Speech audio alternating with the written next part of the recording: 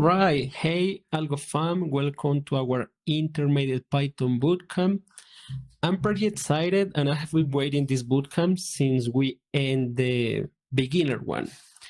I'm ready to keep learning in the past few weeks using the things that we learned during the beginner bootcamp.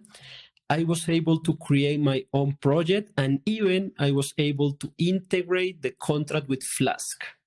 And today with me is Joe, Senior Engineer, and Giorgio, Devrel at Algorand Foundation. And if you don't know, I'm Camilo, Developer Community Manager. Hi, Joe and Giorgio. How are you doing, guys? Hey, doing good. Looking forward, much like you, been looking forward to this. So glad we're all finally here and can take our Algorand skills to the next level. Yeah, and the last week we spent a pretty interesting week during PyCon US, and we learned a lot. And for that reason, we are planning several things for all the developer community. So, Joe, what we can expect to learn during this bootcamp? Yeah, so in this boot camp, we're going to be taking the skills that we learned in the beginner. So if you took the beginner boot camp, then you have everything you need to know for this. If you didn't take the beginner boot camp, don't worry, it's not required for this. So if you have already built on Algorand a bit by yourself, you'll still be able to follow along to the intermediate session as well. And what we're basically going to be doing is using some of those concepts, but kind of improving the functionality of the digital marketplace contract that we wrote. So we're going to be leveraging new features of Algorand that we didn't cover in the bootcamp that are really important when it comes to building apps on Algorand, such as box storage. So we'll be covering new concepts, but still kind of building the same thing, which is a marketplace for listing assets and sales. And we'll be leveraging features like boxes to add more features to our contract and make it more similar to what you would actually do in production.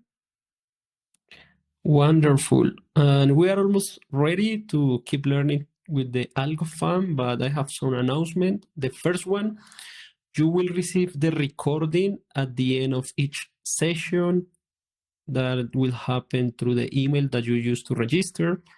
On the session 4, I will share the link and explain the process to claim the certificate of completion. And don't forget to join us on Discord because over there we can keep working and learning together. And the last one, you still have to participate in our global hackathon. I will share the link so you can register. The global hackathon was announced the last month and it has a prize pool of over 60,000 US dollars. We will have 3 categories: consumer, DeFi, interoperability, and the important dates that you need to have in mind. The hacking windows start the last week and will be go till June 12th. The final announcement will be in June 19th, and the grand demo day is going to be on Decipher. And we found out that the people who participate in the bootcamp have the technical knowledge that can be useful to participate in the hackathon. So, well, Joe and Giorgio, we're ready for the action, and we all have all the same purpose of becoming algo devs. Yeah, so before we get into the so this bootcamp is going to work similar to the beginner bootcamp where we have pre-recorded content that we can all follow along. And as you have questions, you can use the questions tab in the bottom right. It should be next to the chat tab. So if you have a question, make sure to use that questions tab and we'll answer questions there. Or if it's an important question that we think everyone should make sure has the answer, we'll pause the video and answer it live.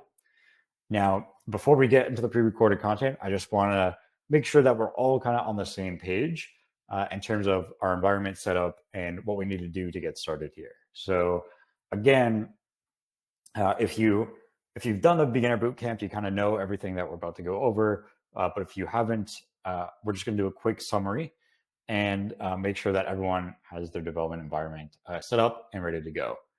So the important thing is that you need AlgoKit installed. If you're here and you don't know what AlgoKit is or you don't yet have it installed, I recommend going back to our beginner bootcamp content and our YouTube channel for more information about AlgoKit and how you can get started. So I'm going to assume that everyone here has AlgoKit installed. And once you have AlgoKit installed, what you just need to do is we're going to be initializing a new project. Now, if you already attended the beginner bootcamp, you could, you have like a Git repository, for example, of your work on the beginner bootcamp. You could just make a branch and use that same template. But we can also create a brand new template. And so I'm going to share my screen and just make sure we're all on the same page before actually starting the content. So to actually do this, what you want to do is you open up a terminal, type in AlgoKit init, and we're going to choose smart contracts and dApp front end. We're going to choose, of course, Python here, and I'm going to name this Python Intermediate. And actually, I'm going to name it Digital Marketplace, just so it's the same as what we did in the, Digital Marketplace.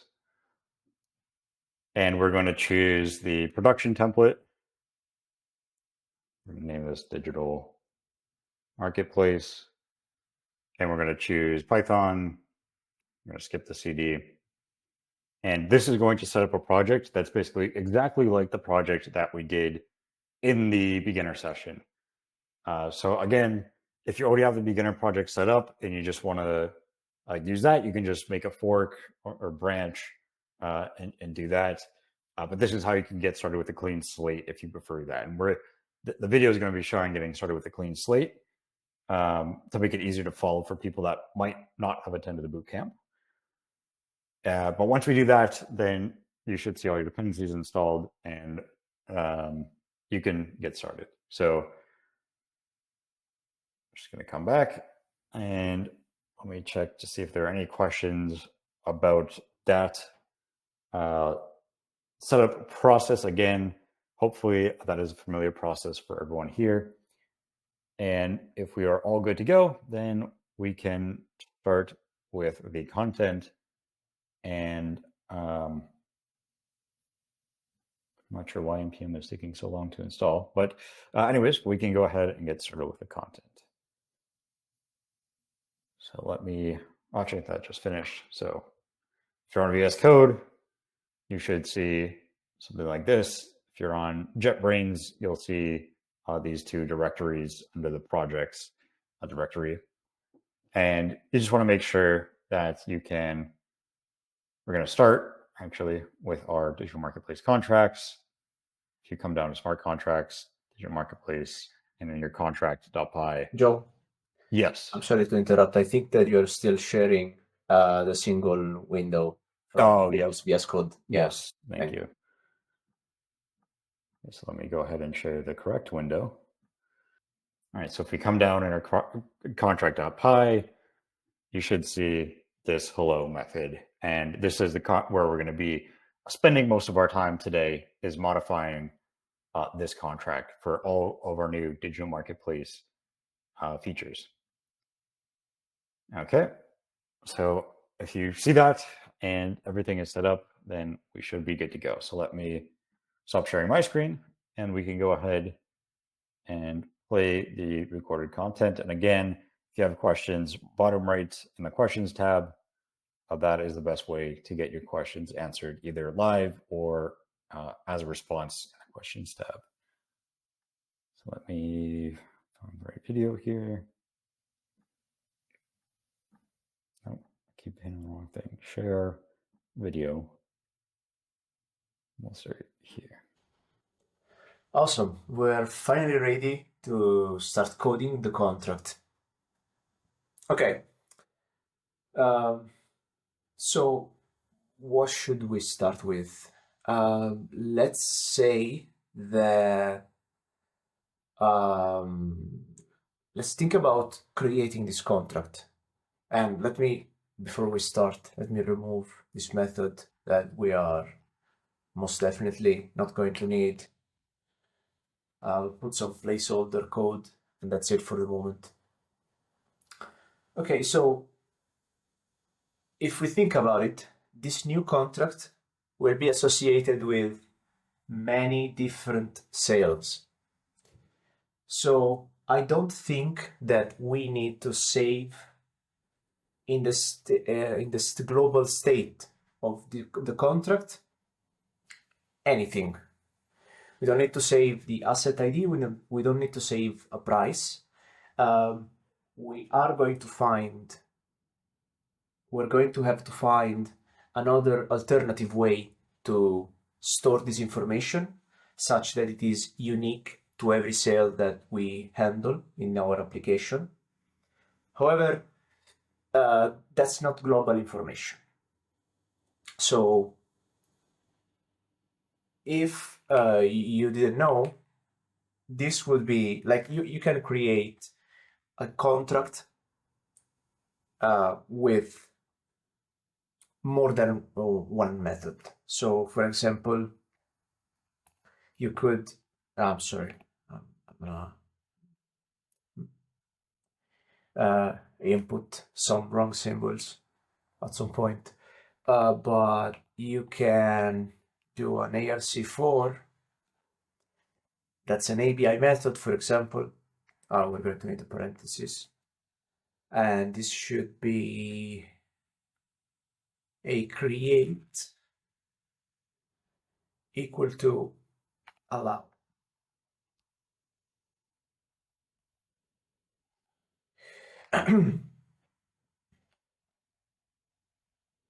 Let's say, let's call this method startup.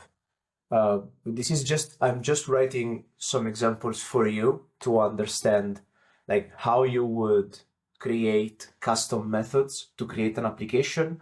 We're not actually going to have one in this particular contract, but I'm just showing you, some alternatives.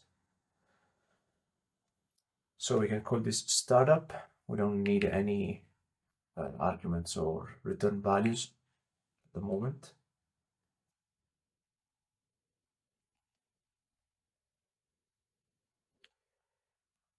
We can pass this. Okay, this would be one way to do it, or like you could even specify optional arguments here, like the what is it called? The allow actions, right? You can also specify a combination of that, but it's important. Like what distinguishes a creation method is if it sets the create parameter to allow. Perfect. Another way we could do it is like straight from Python syntax.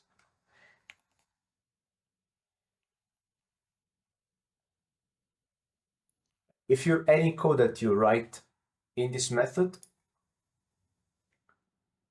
will be code that is performed at contract creation time. So if we had some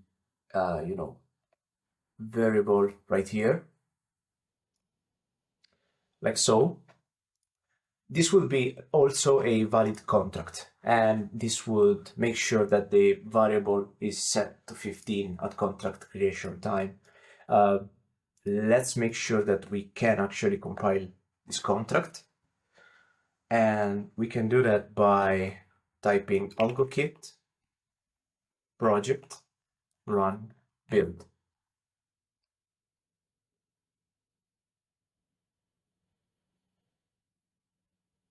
Hold on. I'm gonna try and stop this one.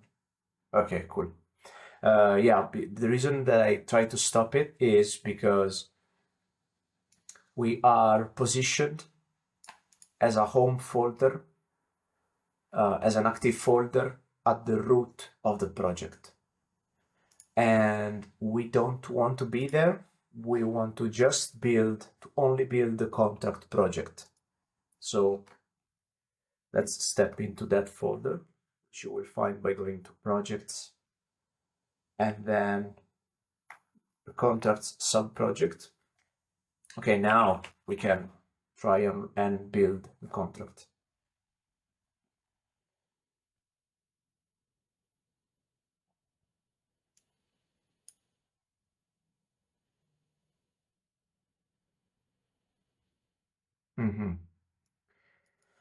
Function is missing a return type annotation. Perfect. Should be pretty easy to fix then.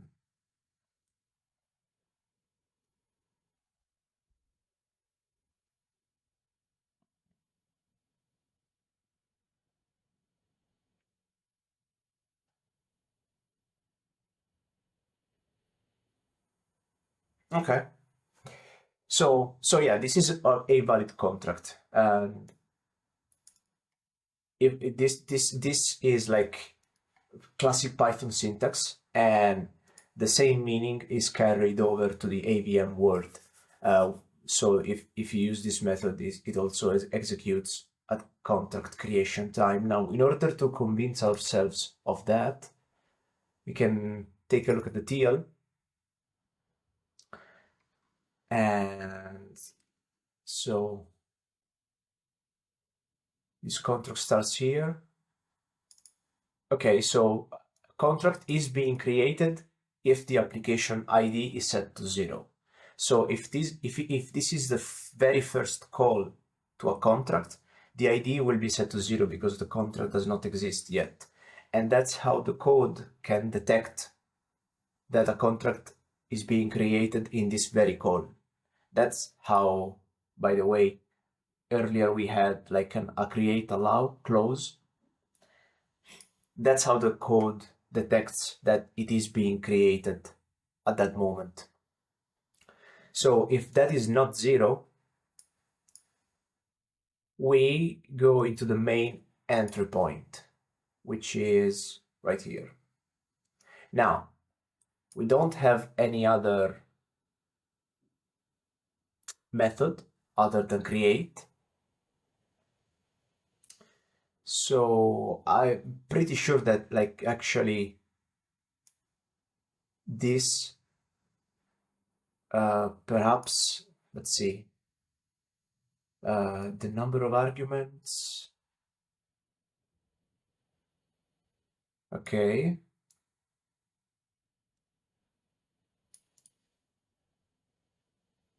Let me pause for a second. Yeah, so this branch, it's like the skeleton of a contract. I don't think that there's too much meaning into this method router at the moment, just because the actual routing happens at the start of the contract. So if the application ID is 0, this instruction will be skipped, or I mean this jump will not be executed, and we will execute call sub2 init. So yeah, this is the code that is being translated from that method to the TL. So yeah, there you go. This is like kind of 2 ways to create a contract. Now, of course, if your contract is perfectly empty, it should still compile to something, and it should still allow you to create this empty contract. Just because of the default creator of any Python class, that's also something that has meaning in the AVM world.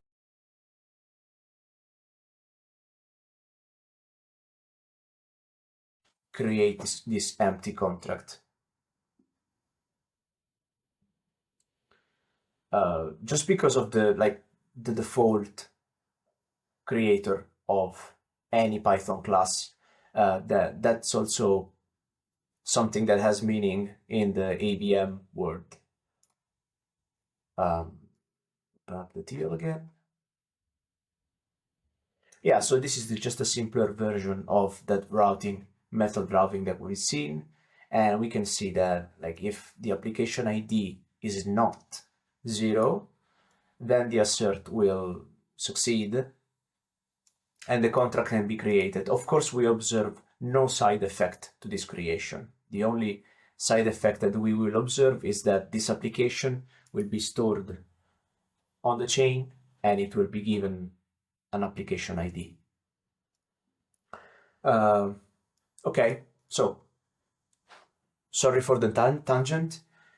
Just to recap where we're at, we don't need a creation method because we will see how to store information about each cell in another way.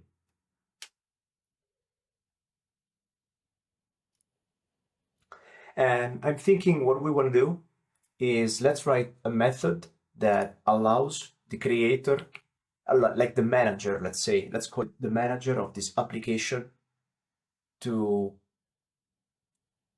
whitelist assets, like opt into assets that will allow the contract to be the custodian for those assets, and thus will allow other people to open sales on those assets. This is an ERC4 method, an API method. Now, you can leave these brackets, parentheses in place and write your method. For example, write wow asset.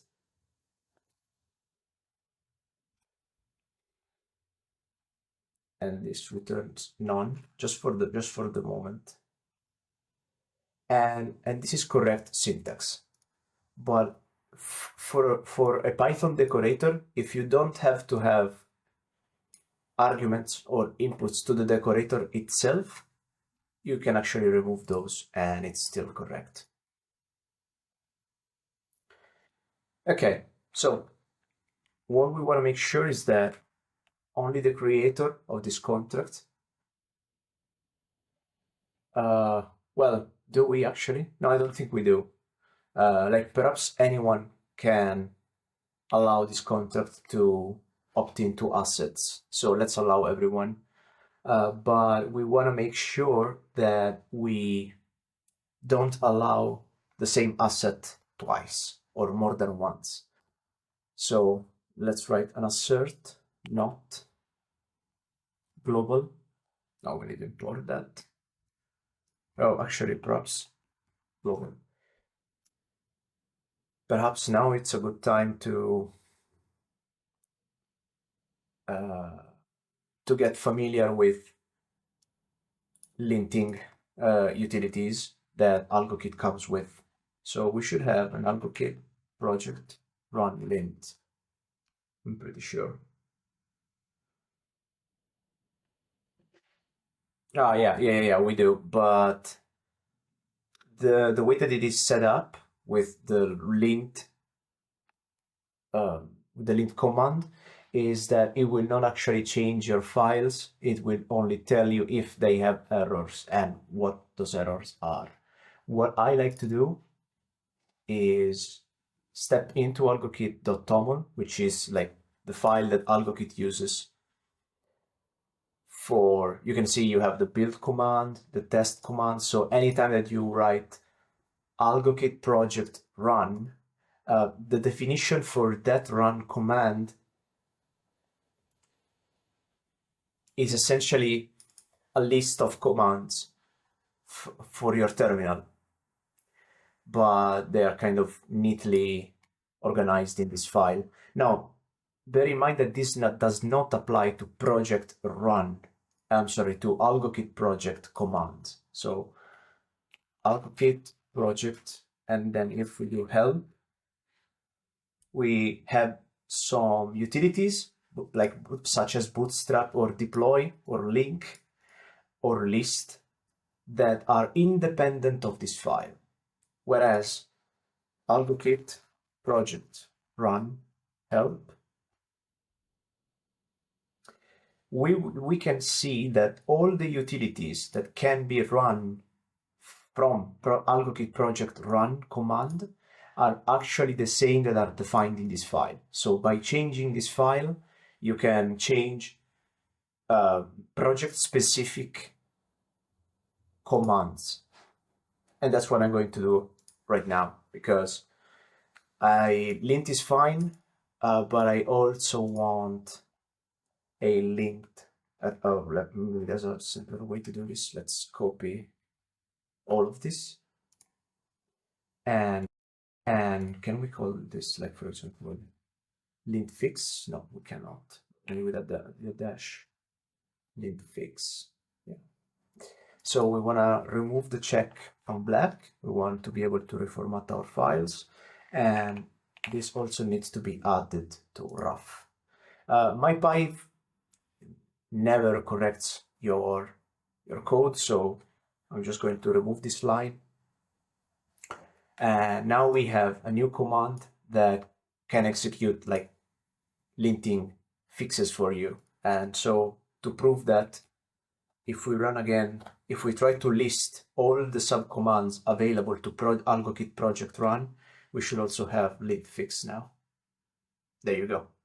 Now we can maybe with fixes. No. Perfect. Now, what this allows us to do is to run AlgoKit project run lint fix.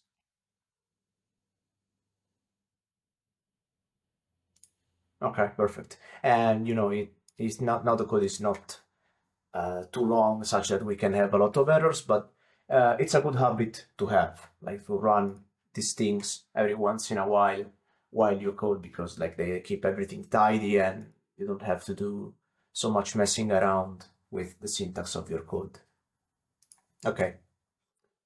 Now, we were saying we do not want to allow more than one opt-in for the same asset.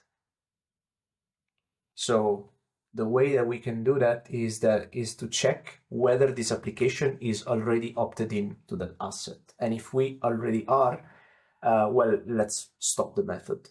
So this is a current application address, and we can check if this is opted in to an asset, of course. So we need at least an asset argument in this method, because this method needs to know which asset the user would like to opt in, to have the contract opt into. And we can write asset. This would be an asset type. Perfect.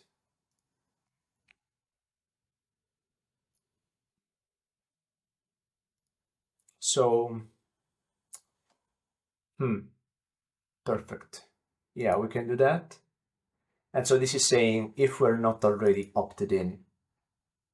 Right, we need the fees to cover for this new opt-in, because as you guys have probably learned in the Python, in the beginner bootcamp, each time that your any address really on the network opts into the asset,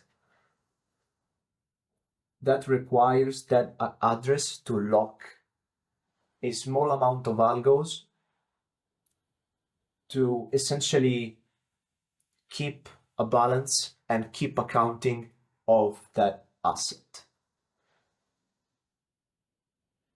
Because imagine there are probably thousands of assets on the network, and multiply 1,000, a number in the thousands, with the number of all the active addresses on the network. And that will be a very big number. So in order to keep the amount of storage required to run the network low, we require to addresses that they opt in to the assets, and we only do the accounting, and we only bother to remember those balances if they have opted into that asset. So we make sure that we only store information that is actually useful. So, okay, so this method then should accept a payment transaction that pays for this increase in balance requirement for the contract. And we're going to call this an MBR pay. So GTXN, this is a payment transaction. Okay, we have to import this parameter here. Now there's two things that we want to check of this transaction. And the first is that the receiver of this transaction is actually the address owned by the contract. Because like this, in general, this payment is any kind of payment transaction. Now we are sure that it is a payment transaction because that's what we specified in the method arguments. But in general, the fields have to be checked. And the second thing that we want to make sure is that this transaction is paying us exactly the amount that we need to opt into a new asset. Let's see. Asset, opt-in, min balance. Now, everything that you can extract from the global object is going to be something that is true for the network that your contract is operating in. And for the networks in Algorand, so testnet, like mainnet, and even betanet, this cost is equal to 0.1 algos. But we don't have to write that constant in our code. We can just ask. We can just ask the constants in the code.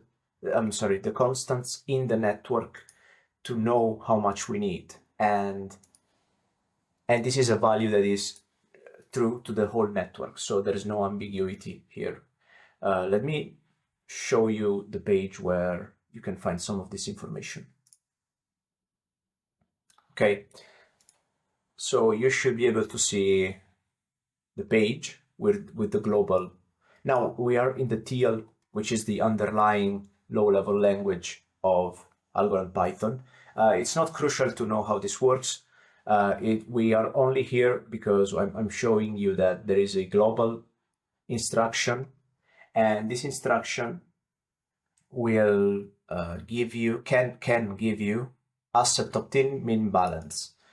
So again, this is a numeric constant equal to 0.1 algos. That is true for the entire network.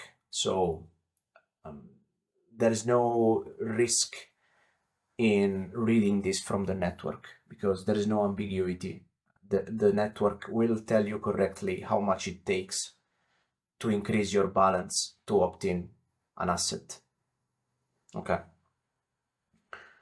So let's go to code once again. Cool. Now we want to opt into the asset.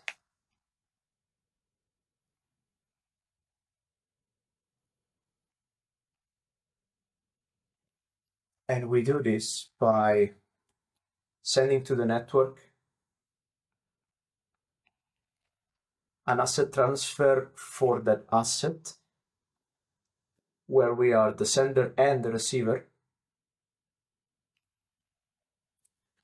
Asset receiver.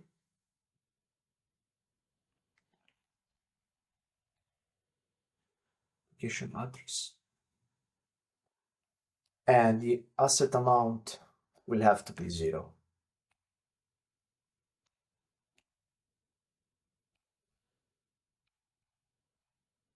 This is just how we encode some address opting into like an asset. An asset transfer for that asset where we are the sender and the receiver. Asset receiver.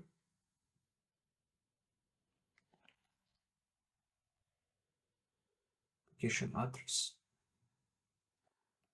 And the asset amount will have to be 0.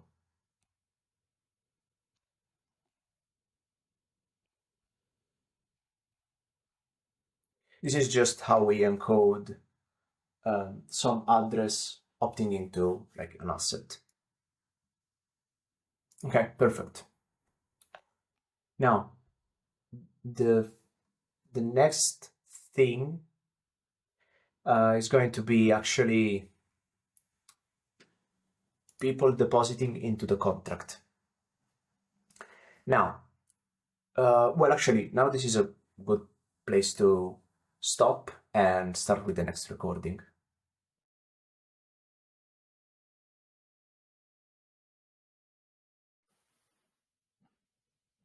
Okay, so we're going to take a small break. I'll give a minute to see if any questions come in on the content we have done. In the next video, we'll continue working on our smart contract, adding more methods to it. And I do see a question about beginner bootcamp videos. So the entirety of the beginner bootcamp will be posted to the YouTube very shortly. If you attended the beginner bootcamp, you should still have access to the recordings on Livestorm. But the YouTube video will be posted hopefully this week, I believe is the plan. And let me get a link to our YouTube channel so you can follow there. So on the AlgoDevs YouTube channel is where you can find it. And if you want to take a look at the content that we did, let me get the IDM beginner. There we go.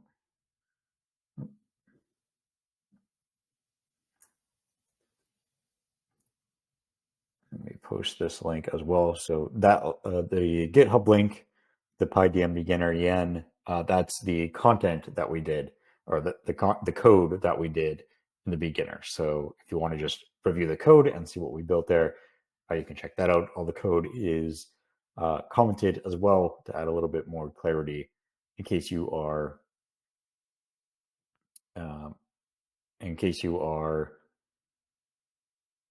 not watching the videos. And we see this question. So is the opt-in transaction fee 0 algo or 0.001 algo? So the fee enforced by the network itself for every transaction is going to be 0.001 algo, including opt-ins. However, when we do inner transactions, we generally like to set the fee to 0. So that way we force the outer caller, so the person calling the contract method, has to pay for it. And the idea here is that we're ensuring that the funds in the contract are not getting spent on fees. So we are hard coding it to 0 to ensure that the contract doesn't lose funds to fees, and end users are the ones that are paying for the fees rather than the contract account itself. This is generally what you do in most cases with inner transactions, and it's recommended best practices. But at the end of the day, someone still has to pay that 001 algo. Yes, exactly. And question in the chat, if the fee is not specified, then the funds of the contract would be used. And generally, it can, if you use the funds of the contract, it can make it a little bit harder to predict, the contract balances, and you might have to do some manual bookkeeping in your contract to keep track of fees. So not having to do that is a bit easier, and just forcing the caller to pay the fee makes life a little bit easier and a little bit safer because it's not an attack vector, right? If you have a method that uses contract funds for fees and it's, accidentally callable multiple times, then someone can end up draining the account with fees. So just offloading that to the autocaller is generally the best practice. So with that, we can go ahead and continue on to our next video, where we'll be continuing to write methods in our contract. Okay, we were trying to write a deposit method. Now, contrary to what we have done previously, at this time, we cannot afford to just send funds to the contract address. And that's because otherwise everybody would be sending funds to the same address without the proper accounting. What this means is that, of course, the contract is still going to be the custodian for everybody's assets. So everybody's assets will still go to the contract's address. However, we need for each deposit to do the proper accounting. So we need to store somewhere this information such that nobody can over withdraw and can withdraw over what they actually deposited. And we can make sure that we keep everybody's funds secure and separate by associating some information with their account about how much they deposited into the contract. Perhaps let's review what we could use for that. Let me just pull up documentation for it and we'll review it together. Okay, so this is a page from our developer portal, and you can read a lot about the types of storage that we can have. But essentially, just to give you like a very quick recap, global storage is owned by the contract itself, and you pay for this ahead of time, actually, when you create the contract. So depending on how much storage, this is set for the lifetime of the contract. You cannot increase it if you need more. It's not dynamic. You have to know it ahead of time, and you pay for it ahead of time. However, if you only need to write global configuration for the contract that stay fixed in size, this will fit your needs. We cannot use global storage to store user information because this is constant size, which means that we will only be able to handle a fixed number of users, which is probably not what we want. Now, local storage we could use that because this is paid for by the user when they opt into the contract. Because if a contract uses local storage, any user that would like to record information in their own local storage need to opt into the contract, and so that is paid for by each user at the time when they opt into the contract. This would work fine, except that we have a clear state method that any contract provides that is specifically designed to prevent a contract from getting users stuck into the contract itself. Because you can imagine how the logic for a contract could be flawed or could be malicious, and once a user opts into the contract and pays and rents space on that contract, then they can get stuck. And with the contract, disallowing them to opt out of the contract. So clear state is like a forceful way to reclaim this rent and to get out of the contract. So for this reason, we are not going to use that because it could be problematic if user like even accidentally delete their state forcefully.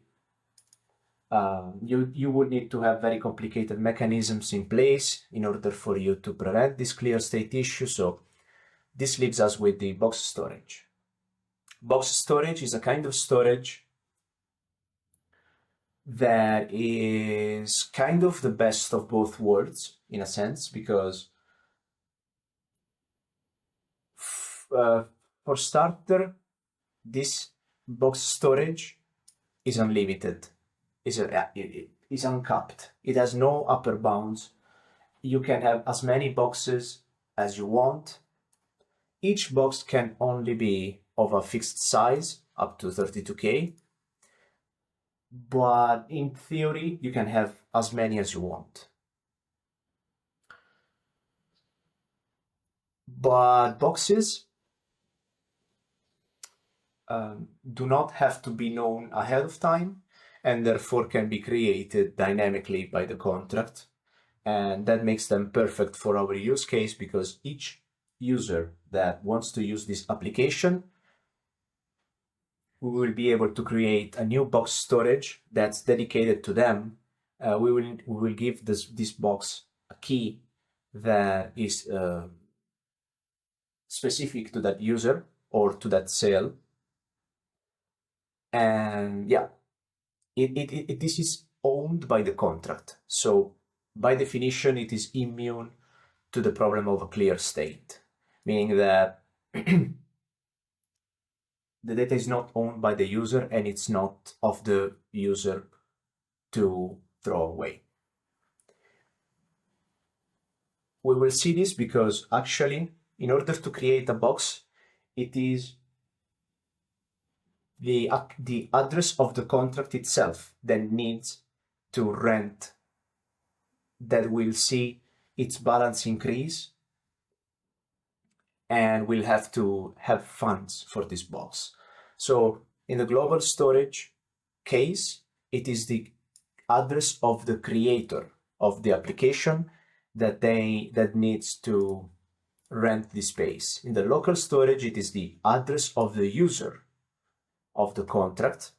And in this case, it is the address of the contract that is involved with raising its minimum balance requirements.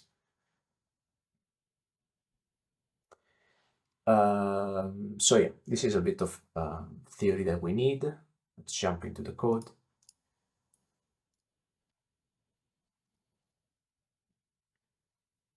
We want to have an ARC4 method.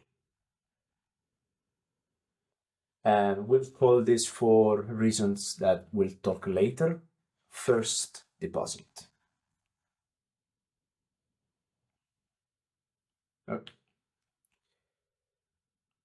Now, we mentioned that any box is still storage on the network and therefore requires rent, requires someone to pay for it. So this transaction, we will use it to, so this will be the transaction that the user compiles to give funds to the contract's address, not algos, I mean, not just assets, but specifically algos. Okay, now this is a TXN payment. Then we have the actual deposit transaction.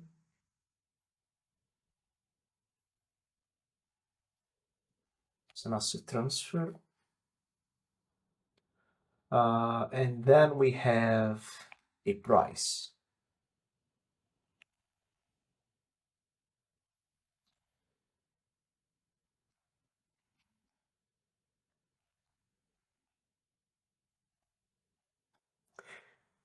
Now we will do something slightly different from the previous contract with this price, and we will see why in a second.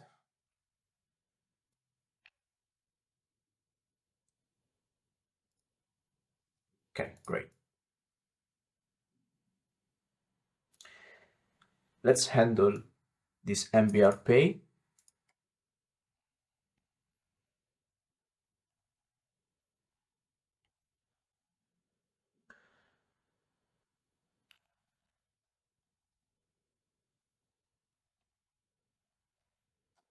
Okay, so technically, I don't think that we technically have to, but we are going to say that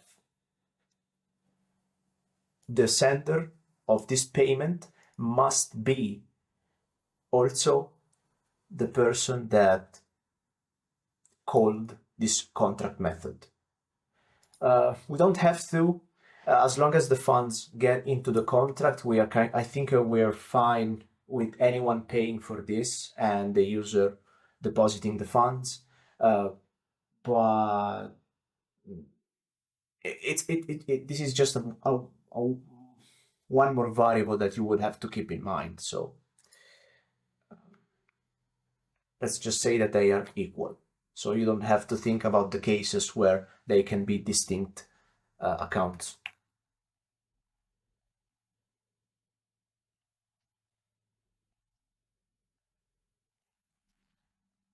Now we're just saying that we want to be the receiver of this payment, and the amount. Now, let's put a pin in that for the moment. Where is the symbol I need? Okay. Actually, can we do this? Oh yeah, perfect. And let's review. Let's put a pin, because the amount that we need to receive for this deposit is dependent on the amount of data that we need for the box. I've been very general so far, and I've just said, the contract needs to pay for the box, but we don't know how much they need to pay for the box. So there's a couple of things that I want to take a note of before we continue. Yeah. For a reason that we'll talk about later, we also need a nonce field in this argument, but again, we'll talk about that later. Perfect.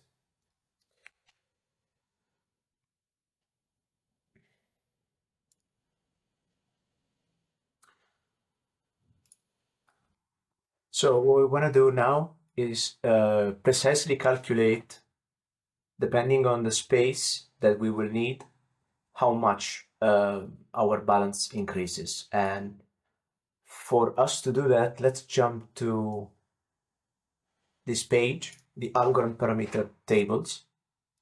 And we want to go, well, actually, the minimum balance, you can see that the network constants can also be summarized. Some of them can also be summarized here. And like, for example, for the opt-in to an ASA, your minimum balance requirements jump increases of 0.1 algos. Okay, we want to go to the smart contract constraints. And we want to look for, box constraints. So this, I think, bytes max box, no, that's not it. We want to go to ASA constraints, section fee, minimum balance for smart contract. Yeah, there we go. Yeah, that's what we want to take a look at. So each distinct box will cost us 0.0025 algos. And every byte that we need, like the number of bytes that this box needs to be large, will cost us 0.0004 algos. And like our little note says that the size of the box, the total size of the box, also includes the length of the key.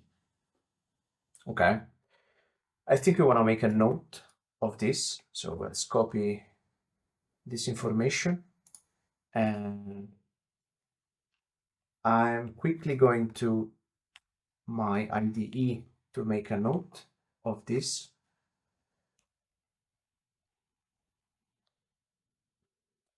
And so this is 0 dot. I know that you cannot see this at the moment, but it's fine. I have only copied the information from that page here. Okay, is that all that we need? Let me check. I think so. Yeah, that's probably it. Okay. So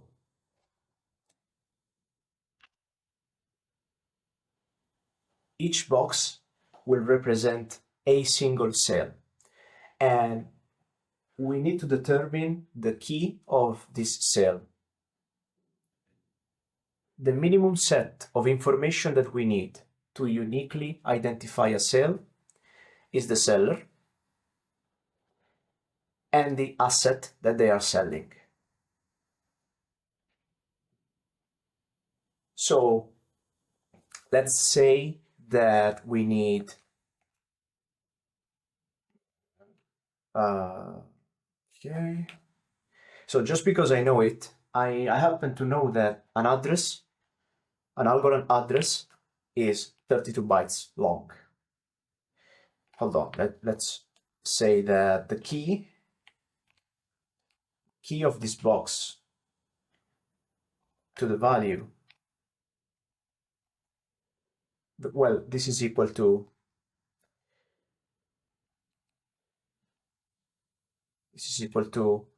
a tuple made of the seller address and the asset ID that address is selling. And this will point to the amount that is being sold and also the price. So this is how our mapping looks like. Each box should have a seller address, and the content of the box with a specific seller and a specific asset ID should be the amount of the sale, like the leftover asset that are still to be sold, and the price at which that sale is happening. Okay. So again, I happen to know that a seller an address is 32 bytes long, and an asset ID is a number, which is a uint64. In bytes, that's 8 bytes, I believe. And this maps to two numbers, an amount and a price. So altogether, these are 8 bytes plus 8 bytes. So our key is 40 bytes long, and our value is 16 bytes long. Now, I took a note here, and we need a nonce. Now, this nonce, if you already did this kind of thing, there's a problem with this. Now, what happens if the same seller wants to sell the same asset at two different prices? They can't, right? Because for the same seller and the same asset ID, you uniquely identify a price. So what we want to do is actually this has to include a nonce, such that if I want to sell, let's say, 10 units of an asset, I can sell the first 5 units at a cheap price, and the next 5 units at a higher price, perhaps. So this is actually our unique key for this information. and therefore our key size increases by another 8 bytes. So what this amounts to is 48 bytes that map to 16 bytes. Well, but that's a total of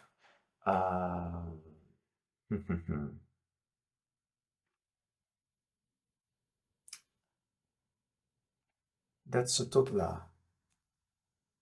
Let me use my calculator. I don't want to embarrass myself. And 48 plus 16, that's 64 bytes. Okay. Bytes. Okay.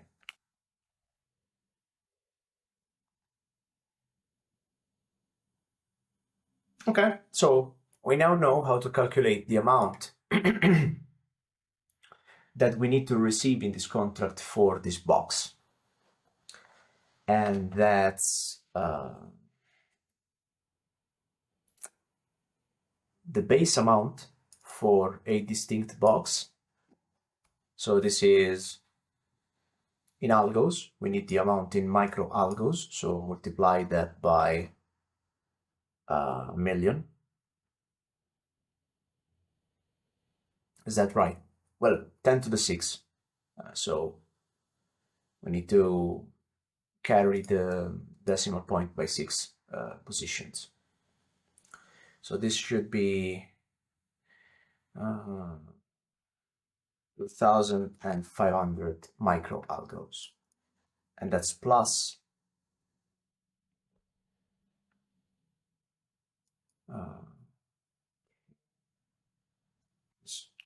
500, 400, sorry, times the number of bytes, and we have 64 of them, so times 64.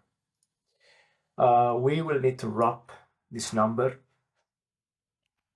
into a uint, which is the number type for algorithm Python. So the reason is that a Python integer is technically can be signed and unbounded, both things that a number on the AVM cannot be. Like it doesn't natively support signed integers, and it doesn't natively support unbounded integers. So that's why we have to wrap it in an AVM number, because they don't have the same meaning. Okay.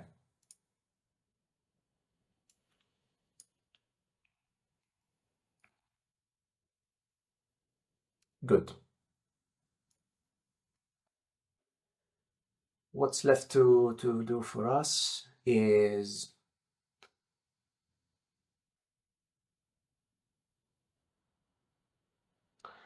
yeah, we should check. Now the reason, yeah, sure. The reason that we split this method and we called it first deposit, like this is hinting at the fact that we will have a second method later on that's called just deposit. And the difference between the two is that the first deposit method will create the box the first time that you deposit. So you have to call first deposit the first time that you deposit something, because it will create the box for that information. Which means that this method should only be called if that box does not exist already. So let's check that. So we want to calculate the box key as the transaction sender in bytes. I want to concatenate that using the plus operator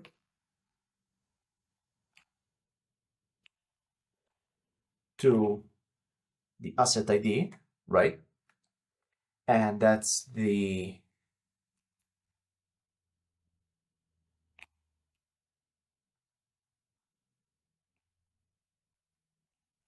and that's the asset that was used in this deposit transaction. I want to import the OP. OP stands for opcode, and so everything under OP will be a native opcode from the AVM, and I to B stands for integer to bytes. So the ID is a number. We want to have the bytes equivalent of that because we want to concatenate all the bytes and create our key. So that's what this is doing. It's converting the number to bytes. And then we want to have the nonce. Now, luckily for us, we have to uncomment this. Luckily for us, the ID of the asset is we can like extract it from the deposit transaction. The nonce will be just an argument to the method, and since it's an ARC type, we can just use the bytes on it because this will come with methods to get the actual native number or the bytes equivalent. I want to stress that we haven't checked the deposits yet, and we want to make sure that also the deposit comes into the contract with the asset transfer. Okay, so this is the key for our box. Now, in order to check if this box exists, we're going to unpack a tuple.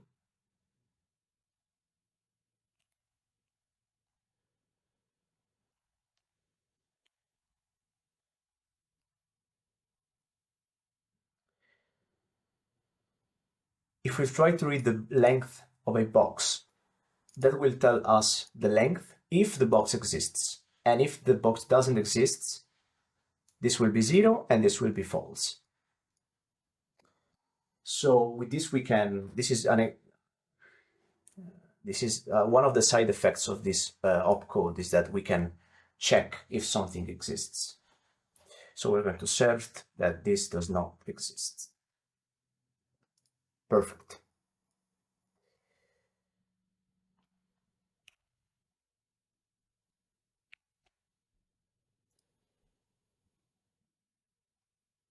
Or we can remove this too, actually.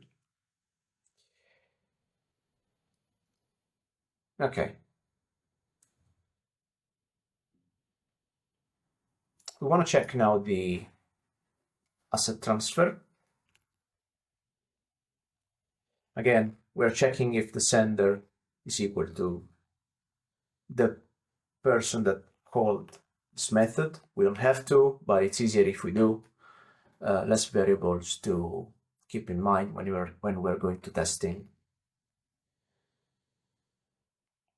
And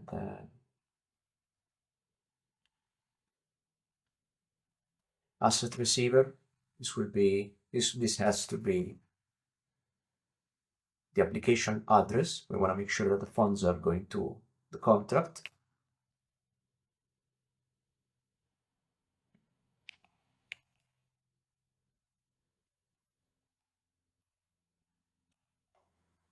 And we also want to make sure that this is positive. Like we don't want to account for deposits that are empty, right? It would be weird for someone to create a sale that does not contain any asset, right? It certainly can get there if people buy every asset in that order, in that listing, but it's certainly an error to start that way. Okay, all that's left to do right now is to save this information into a new box. So this command takes the box key, and now the content, we will have to do like a concatenation of bytes, kind of like we did for the key. This is the value of the box, And as we said, the value should be the amount and the price. So this will be, let's convert the asset amount that we just confirmed is going into the contract in bytes. Let's save that, concatenated with price, which we are taking as an argument for the sale.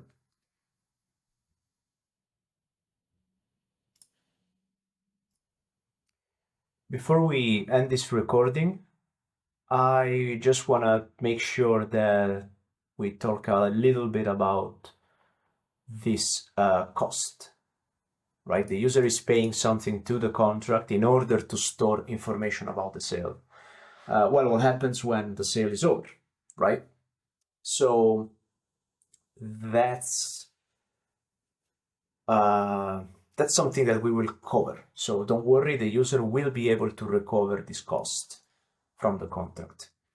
The second thing is, I think it would be helpful if we take kind of a little bit of a deep dive into this box opcodes, because you will see that they are like, it's not very abstracted at the moment in Python, in Algorand Python, as opposed to the global or local storage. They have like nice utilities, and with boxes you can see that we have to use like the native opcodes. It's kind of not ideal. So I thought with this, let's go and give you the tools to actually discover the side effects of these opcodes yourself. So I think if we should be able to step into the, and I'm holding that I'm doing that by holding my control key and clicking this. Yeah, okay, that's giving me too many alternatives. Okay, let's go to our trusted developer portal, and we want to look for opcodes, and we want to select the latest version, which at the time of recording is version 10. Okay, you will see that we have a bunch of opcodes here for boxes. Let's take a look at box put, which is what we used here. Box put, right? Okay.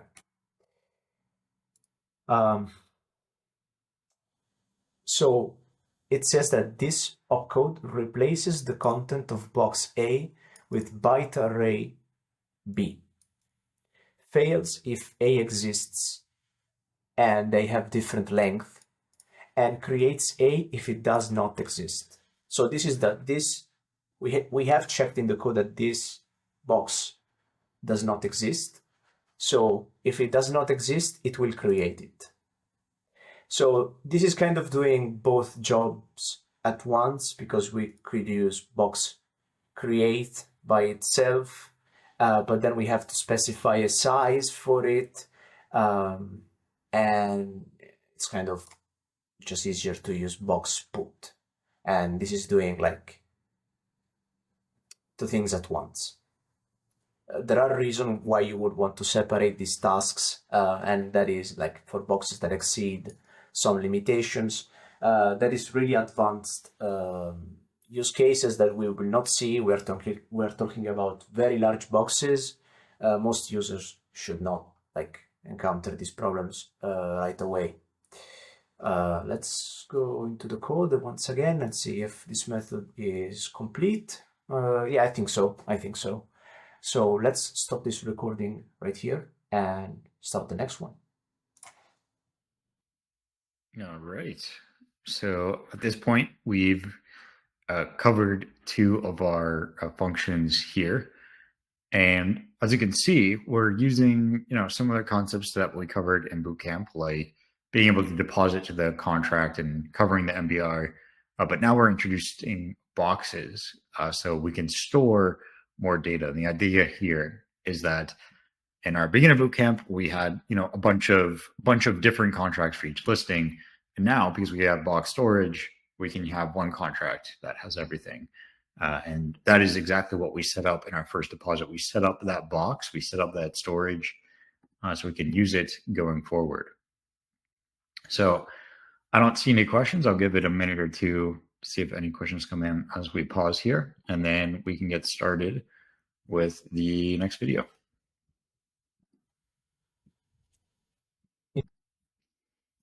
I do see a question in the chat. If the information changed size or was a variable size, how would you handle it? You can essentially what you do is you would delete the box and then recreate the box if you have a dynamic size. So when you do a box put on a box that doesn't exist, it just goes to that size.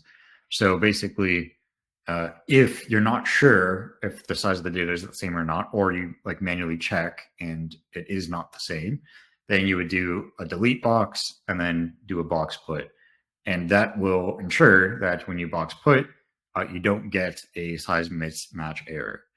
In most scenarios, we generally it's generally preferred to work with static sizes to avoid having to do that. And just in general, static sizes are much more or static data types are much more efficient in the AVM than dynamic data types. So it's always good to prefer that over dynamic types. But if you have to do a dynamic type, that's what you would have to do. Now, in the near future, Puya will be having, as Giorgio mentioned, right now we're just using the raw box TL opcodes. In the future, we'll have some abstractions on top of boxes that will be able to do these sort of things for you. But under the hood, that's basically always what we need to do is if we're not sure if the size is the same, we can delete and then box put. Yes, also great point raised by Giorgio that increasing the size means you need to lock up more MBR, and conversely, if you decrease the size, you free up some MBR. So general best practice is you make you pay the largest size your box could be, and then the contract will just dynamically adjust according to that. And in terms of calculating the cost, right now, at least as far as I know, there isn't plans to abstract that away. And one of the reasons for that is because the AVM itself doesn't expose these parameters in contracts. So that's one thing that's being considered, is making them available to the AVM, so then we can do more abstraction on top of it. But for right now, manually doing the calculation is what's required.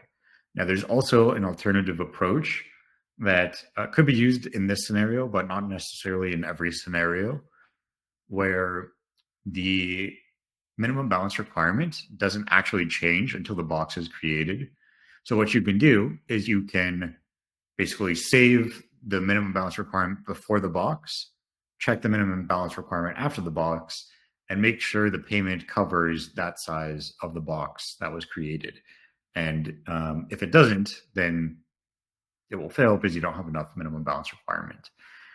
But again, this won't work in every scenario, in particular in scenarios where you're overpaying in advance. If you're overpaying in advance, you might not be creating the biggest box possible, so you have to manually calculate it. So we're thinking about ways to do that. Probably not in the near future for abstracting that away, but it is something that we are thinking about. And one more question, see about leveraging box storage for huge on-chain. As Giorgio mentioned, there are some limitations with boxes, like 32 kilobytes, but a variable can only be 4 kilobytes. You can only pass 2 kilobytes at a time. And also, in general, in a lot of scenarios, it might make more sense to, for example, upload the file on some other service and then have a commitment to that file in your contract storage. Like, this is what we commonly see with NFTs, where the actual images are uploaded on IPFS, but the on-chain data contains a link to that IPFS content ID, which is more or less a hash of the data, to verify that the data is correct rather than making it available directly on chain. There are use cases when you want large pieces of data on chain, but if you can avoid it, that's generally the better way to go. Okay, I think that is all the questions out of the way. So we'll go ahead and get started on this next video. In this recording, we're going to try and write all the other methods in this contract. So we now want to write the deposit method, and we'll see how that changes from first deposit. But first, let's check that our code is can compile and is sound build. And if we don't have any errors,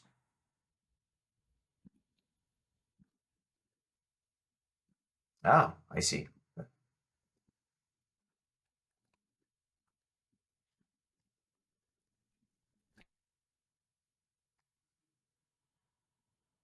From opcode import OP. No, I don't think that it's the module that we want.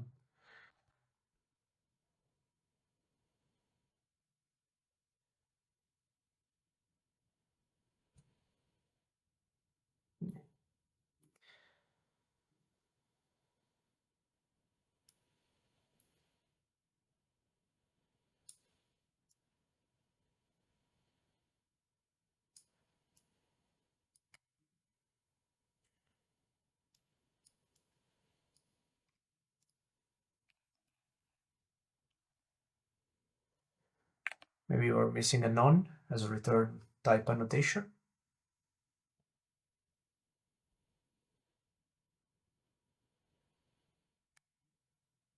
Okay, we're getting closer.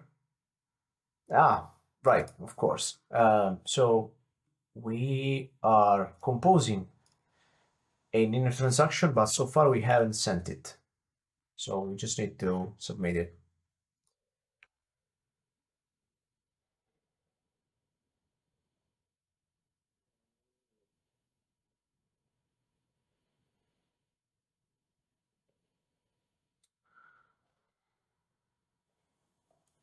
Awesome. So now we are sure that we can build the contract until this point. I'm gonna try and quickly integrate the deposit method. So this is an ARC4 ABI method. Deposit, and this takes an asset. No, hold on. I have my my cheat sheet on the side of my screen, so I can take a look. Okay, so this takes an asset transfer,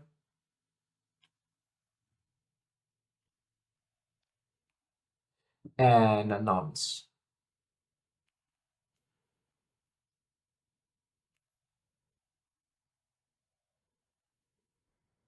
Okay, we have already paid for the box, and we are only depositing into the contract, so we don't expect to change the unitary price at the same time. Okay, now I think that we wanna like copy this code here, because we want to make sure that at this point the box does exist, right? Because we only wanna allow the deposit method. And now I'm remembering why they are also two different like methods, because this one has to include a payment transaction for the MBR increase, and this one does not. So that's why they are not just functions of the same method, but they are like actually different methods. But anyway, we want to deposit if we already have a cell open. So for any cell, there needs to be the associated box with it. So we're just making sure that we have that box. and we want to make sure that we are receiving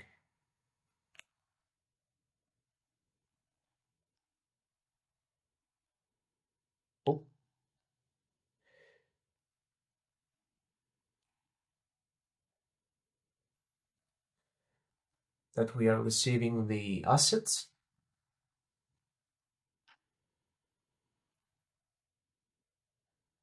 Current application address. And we also want to make sure that we are receiving something positive. Cool. Now, since we know the structure of the box, we can just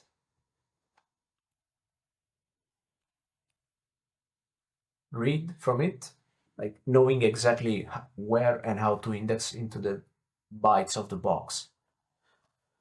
Let me show you what that looks like.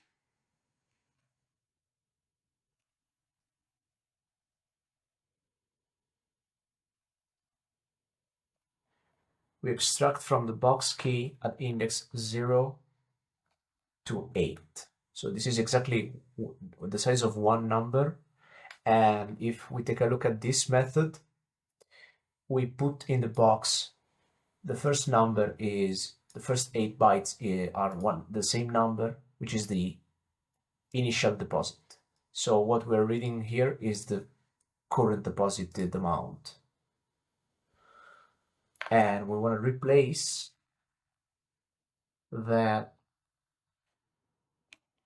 number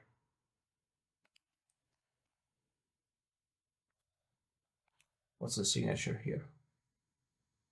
Yeah.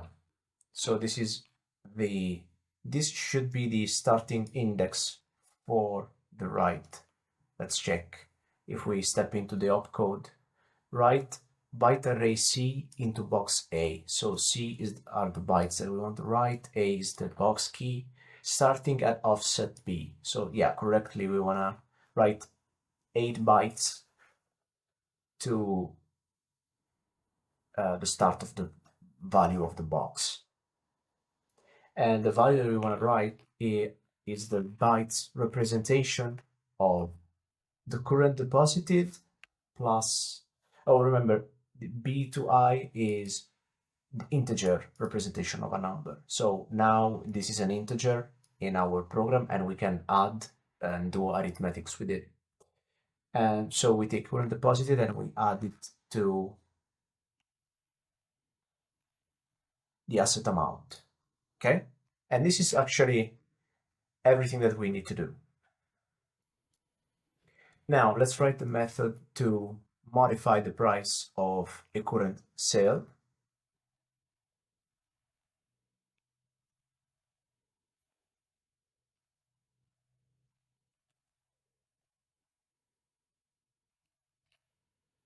Oh, so you will notice that we kind of implicitly allow someone to deposit only to itself. And because the box key, in this case, it's implicitly like the sender of the transaction, right? Just the same as before. This is just to say that we don't allow depositing into someone else's box. And this is for the same reason that we like check that everything is coming from the same person. And this is because we don't want to deal right now with the case where all these actors in the system can be distinct. We want to think in simpler terms right now. So this is an asset. And then we need to know the nonce. The last is to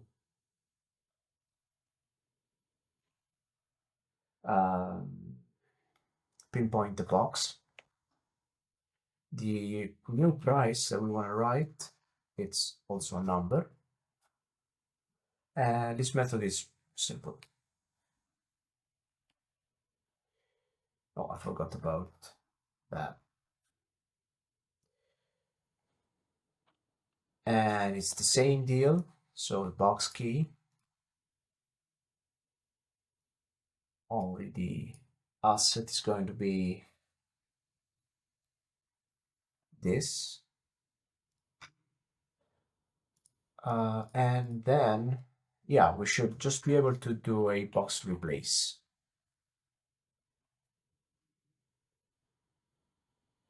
So the box key, the price starts at byte 8 and its unitary price of bytes. That's it. Really easy method. Okay. We're missing the withdraw method.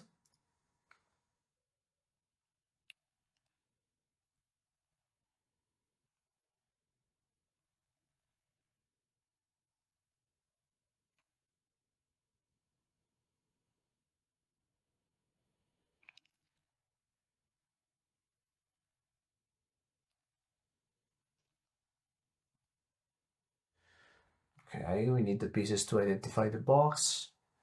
Oh yeah, and the withdraw works such that you withdraw everything. Like you cannot select to withdraw only a portion of your assets.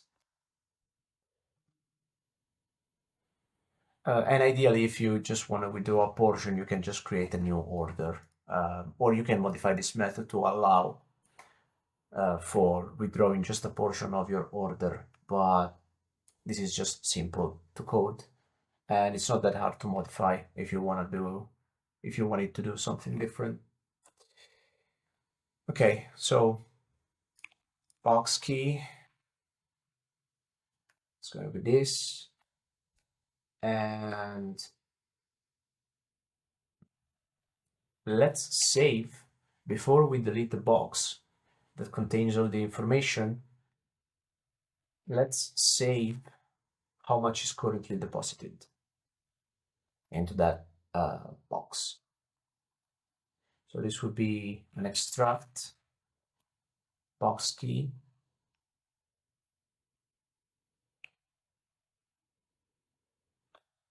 from 0 to 8.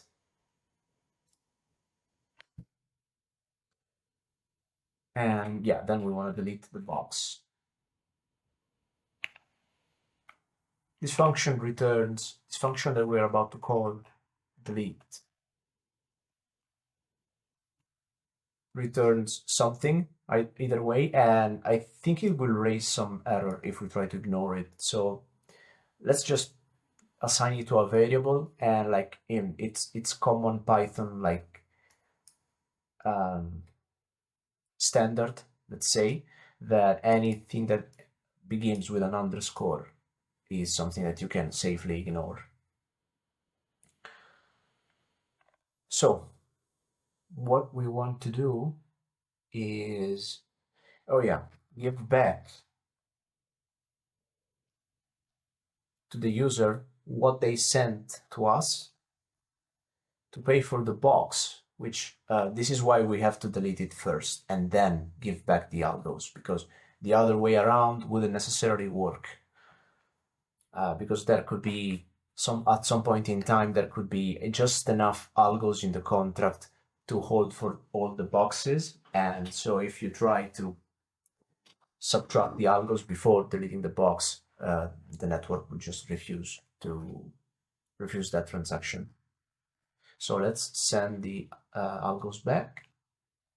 And now, instead of copying this, I think I would like to extract that to introduce constant for sale MBR. Sale box MBR. Nice. And yeah, so it correctly extracted the value to this constant right here, and so we can reuse it. We want to submit this.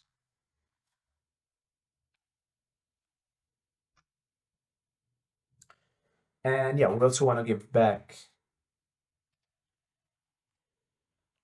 any leftover assets that belong to the user.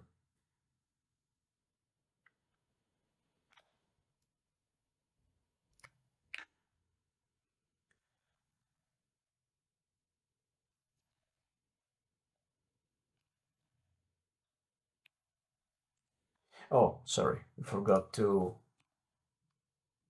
write a fee, a zero fee. In general, we never want the contract to pay for the fees of the inner transaction, just because then it's subtracted from the balance of the contract itself. We'd have to do like some pretty difficult accounting. It's just best if we let the user, the caller of this contract, pay for the fees of the inner transactions.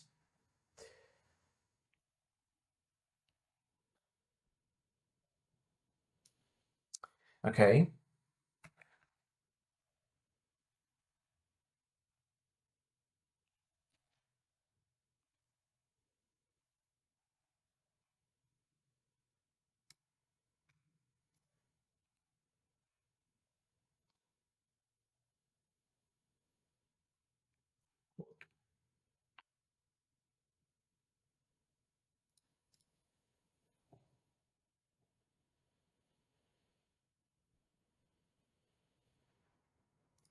Oh, hold on.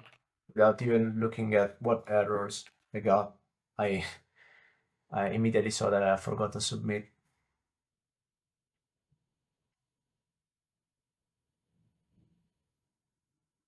Okay. I to B as incompatible type asset. Ah, yeah, we wanna extract the ID of the asset. Do we have anything anywhere else that we have just selected the asset? Yeah, I think that's it. And then maybe we forgot, yeah. Also, forgot to put a return type annotation. Okay, awesome. Let's just stop this recording and start the next one with the buy method, because it's, I think, the most complex method that we'll see on this contract. So, yeah.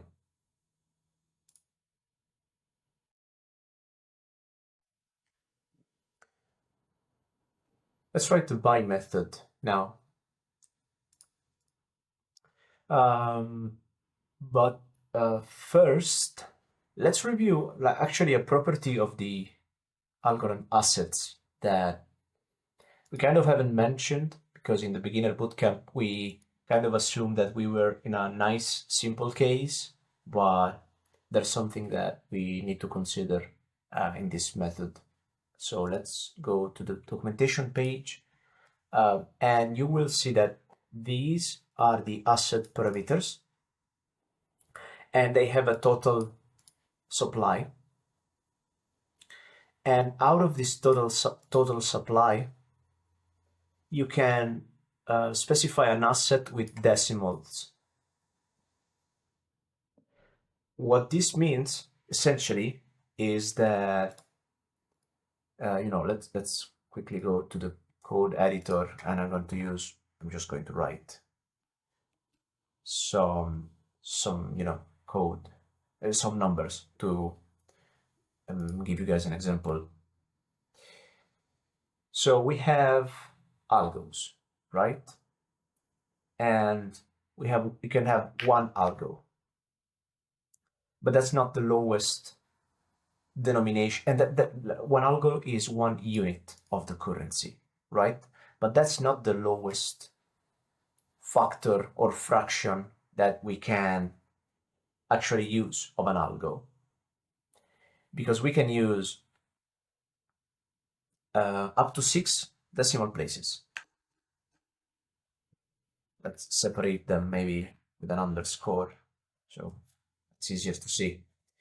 And these are micro algos, and we cannot actually go any lower than this, right?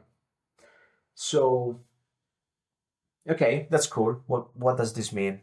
Well, it means that if we have a price of, so this would be the equivalent of, this is one micro algo, right? And it's the equivalent of one algo. Least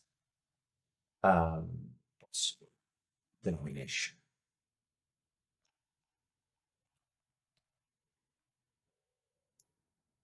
Okay, that's cool.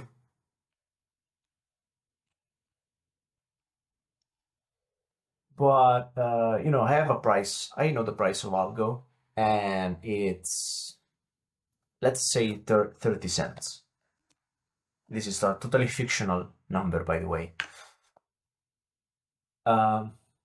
Okay, that's cool. But this is an integer. Like it in the AVM, it will be represented as an integer. So we would actually write this as 30, perhaps, right?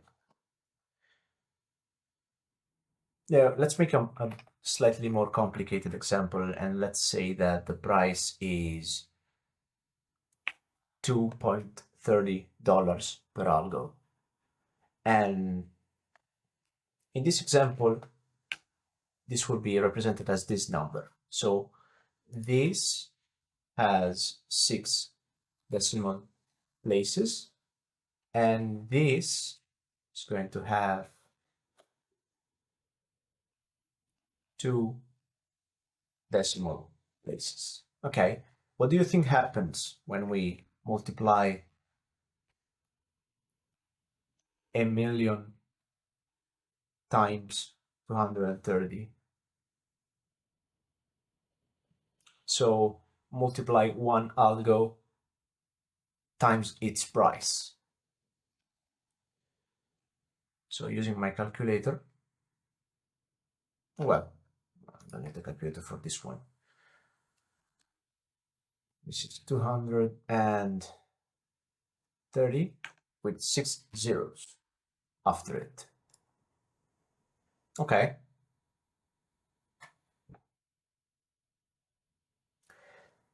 So what is this now? This should be like an amount in dollars, right? Because we multiplied an amount of algos times the price of algos in dollars. So this should be a dollar amount.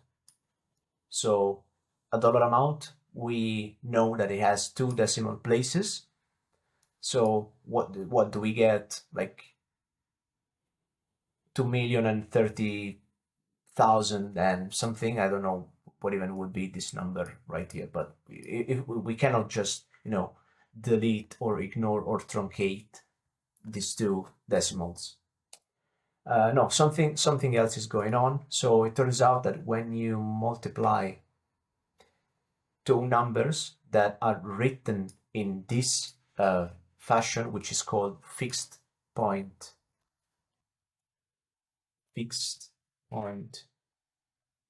arithmetic, then the result is going to have a number of decimal places that is the multiplication of the 2 original decimal numbers. So this has a decimal places. This has 12 decimal places. But hold on, we know that this is a dollar amount. So this is supposed to have only 2 decimal places. Wait, hold on, is that right? I think it's just, they are just summed. Yeah, they're just summed. Because we should be able to, remove 6 decimal places from it and get back the dollar amount for one algo. Yeah, that's right.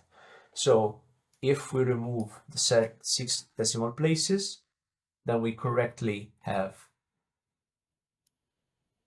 a $2.30. So what happens when we have an asset that has a decimals? Okay, so now we have a where is it? We have a unitary price. We have a unitary price that is expressed in micro algos. So it has 6 decimal places. And now we have any kind of arbitrary asset that can have an arbitrary amount of decimals.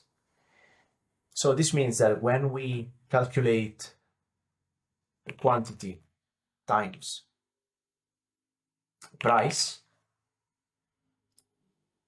well, we need to actually scale this result back. So this is the theory behind it. Now let's write it and see what that looks like.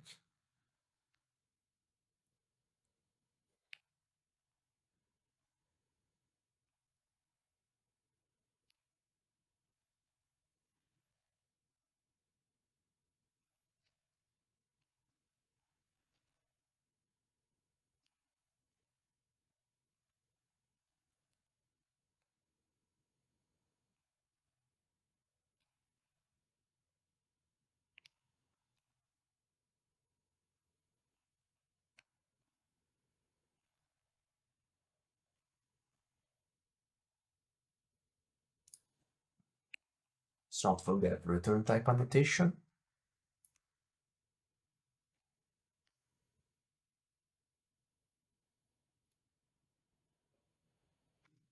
Okay, cool.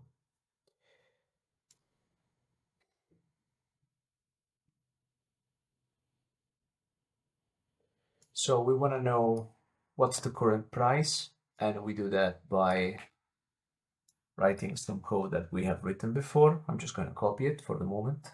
And we're now going to write together this multiplication algorithm that rescales the number back.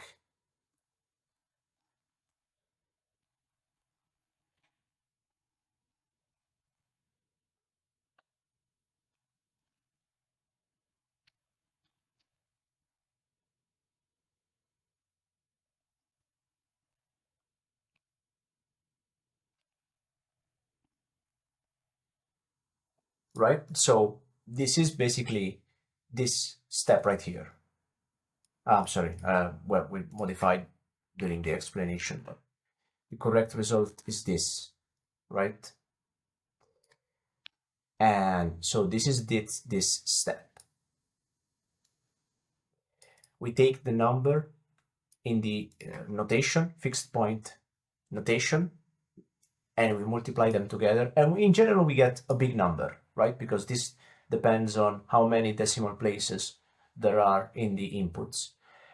So we use the wide opcode for the multiplication because in general, this result could overflow, and it's not an error if it does. So we want to actually store the lowest 64 bits because in general, two numbers multiplied together will be at most large double it. So it's always enough to store the result of a multiplication into two separate numbers, and it will never overflow two numbers, but it could overflow just one number. That's why we're using the wide version of the multiplication. Okay, now we have to prepare the scaling factor. And so we write this as scaling factor high and scaling factor low. And this is equal to exponential wide of 10 to asset decimals. So this is saying that our scaling factor could still be larger than a single number. That's why we're also using the wide function, the wide version of the exponential, and we're storing that into two different numbers. But this will be the correcting factor. So we will necessarily have to take the amount that is currently not scaled and scale it by the scaling factor. And this will correct for this number of decimal places. And we will get a number that is expressed in microalgos, such that we will be able to compare it to the value of the buy payment.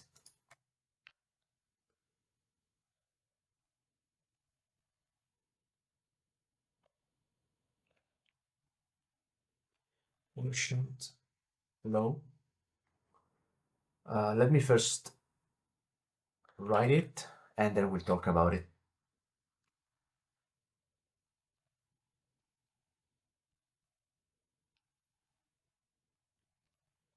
This is the amount to be paid. Remainder high. This is equal to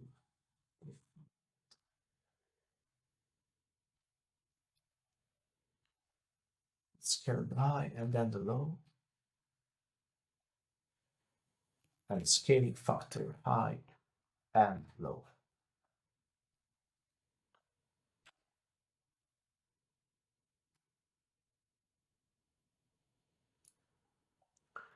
Okay, so without going too much into the details, you guys are free to ask any question about it. I would be happy to go more into the details of this operation, but what this essentially does is performs this correction step that we've talked about.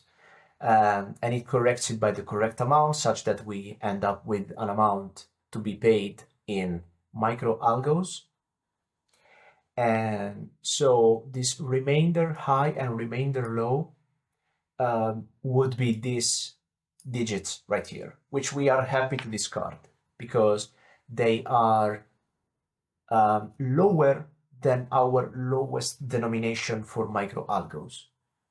So it's an amount of money so negligible that we are happy to discard it.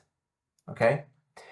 The amount to be paid is the actual result that we're interested in, and the quotient high, well, this, if we have done everything always correctly, this should always be 0 if we are working with reasonable numbers. But let's say that after rounding this number, it's still bigger than a single 64-bit number. Well, then we cannot process that trade. It's too big for the numbers that we can handle, right? So we only want to handle the case where this quotient high is 0. If this is not 0, this number is still too big, even after correcting for the correct number of decimal places. Now that we know how much the buyer should pay, we can check that the sender is caller of this method.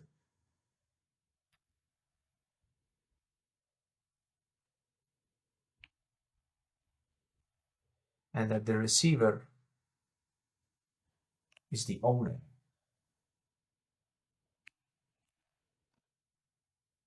And I mean that the payment is going to the owner that was specified here, from which we extracted the box key. So they are the same cell, and that they are getting the correct amount, which is amount to be paid, which is the correct scaled back amount of micro algos to be paid for the quantity of asset that was specified by the buyer. Now, what we have to do is just some accounting. So the current deposited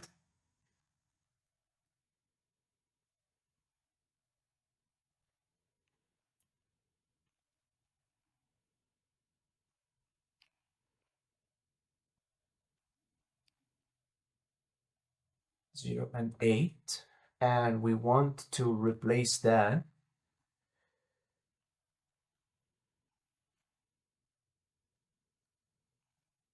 at 0 starting point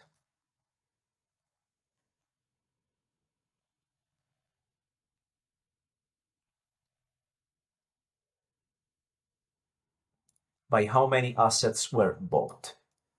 Now, implicitly, any subtraction, any native type of subtraction that results in an underflow, so this number being bigger than this, will have the method panic and exit the contract call. So we don't actually need to check if the sale has enough assets to give to the buyer, because as soon as we just try to subtract from the balance and that results in a negative number, that will halt the call and it will not allow it to just record any change to the network at all. So the only thing that's missing is to actually transfer the assets to the buyer.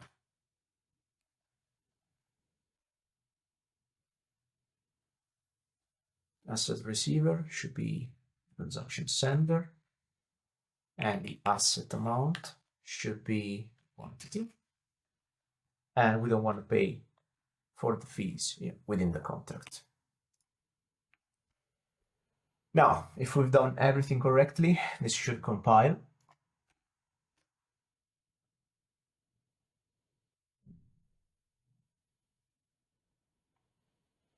We forgot to submit.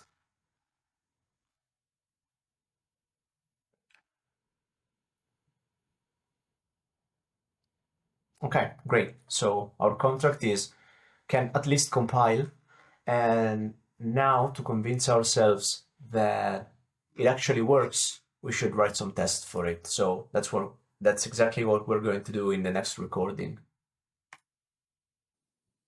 All right. Thanks, Giorgio and Joe, for this interesting session one. We learned how to add more functionalities to our digital marketplace smart contract. And in this way, we can have a contract that may look more like a real dApp that we can deploy on mainnet. The most important thing at this stage of the learning process is to understand the feature of algorithm and how we can use it to create our own solution. And I thought that it was quite interesting because we take a look of the documentation, and in that way we understand and review the elements that we can implement in our own smart contract. And for example, be able to implement boxes is something that I think is wonderful. And I was looking for that, and today I learned how I can do it. And for example, Giorgio, where are other scenarios where I can implement boxes? Do you have any other example that you can share with us? Let me think about it. So boxes, in general, they are really good also at, in general, storing user data. And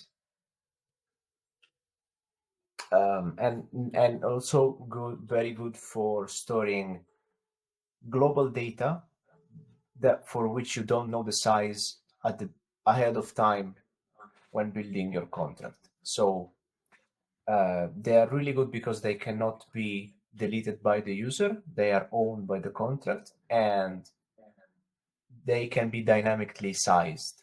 So let's imagine that you want to store some kind of dynamic data structure, like a list, for example. If you want to have a list in your contract, boxes are the best tool for you because you can have an unbounded sized list. So that would cover most of the use cases. Awesome. And yeah, it's pretty interesting having the ability to record this kind of information. And today the time passed very quickly, but we learned a lot. And if you have any question, feel free to ask them on Discord. I don't know if anyone has another additional questions. Otherwise, thank you all for joining us today, and looking forward to seeing you in tomorrow's session. It's going to be at the same time. So any additional comment, Giorgio, before we end our today's session? No, I think I hope that it was clear enough the arithmetic that we had to do in this last recording. And I would add that is handling numbers and handling prices is a very delicate operation. So that's why we spend so much time talking about it, because it's easy for it's an easy place where you can make some mistakes. So I think I would be happy to review that even the next session or on Discord. I would be happy to talk about it. And I'm excited for the next session where we're going to test the contract. I know the next step is to review the recording, try to replicate the smart contract, understand all the things that you explained to us, and also take a look of the documentation. Those are the important parts. So yeah, thank you all for joining us and looking forward to see you in tomorrow's session. Have an amazing rest of the day. Bye.